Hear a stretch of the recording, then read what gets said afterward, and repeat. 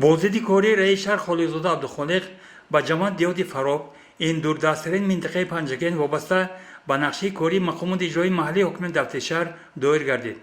عبدالخالق خالقزاده در جریان سفر نخست از دینبالگاه سرحدی بازدید به عمل آورده توجه به خدمت افسران اسکران نمود. آنها را به خدمت صادقانه دعوت کرد و در یک وقت تاکید داشت که رهبری مقامات اجرایی محلی حکومت دفتر شهر مهیا ساختن شرایط مساعد را در اینجا همیشه در مد نظر نگاه داشته و امروز هم همینطور فعالیت دارد.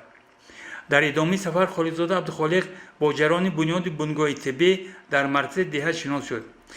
با ساختمانچان صحبت داشت، از شرایط کاری و مشکلات پرسان شده برای هر چیز زودتر و با صفت خوب ساخته به استفاده دادن این انشاءات به مردم ضروری و مسئولان سپارش داد. چون دلیل توجه به ساحه تقدیرساز جامعه ساحه مکتب معارف رئیس شهر با رفت بنیاد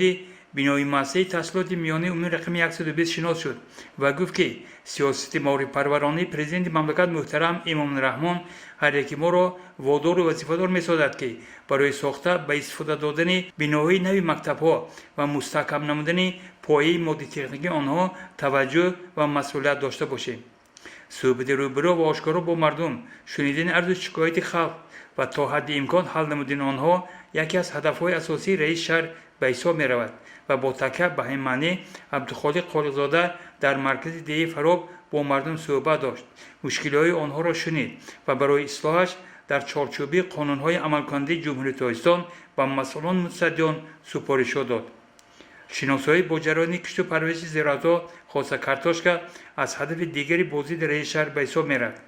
با این مقصد خالقزاده عبدالخالق با فعالیت خواجگی دهقانی غیلانیان شناس شد، با مسئولان صحبت داشت و اظهار خوشنودی نمود که دهقانان این منطقه که اقلیمش به پرورش این زراعت خیلی مساعد است همه ساله حاصل دلخواه به دست می‌آورند.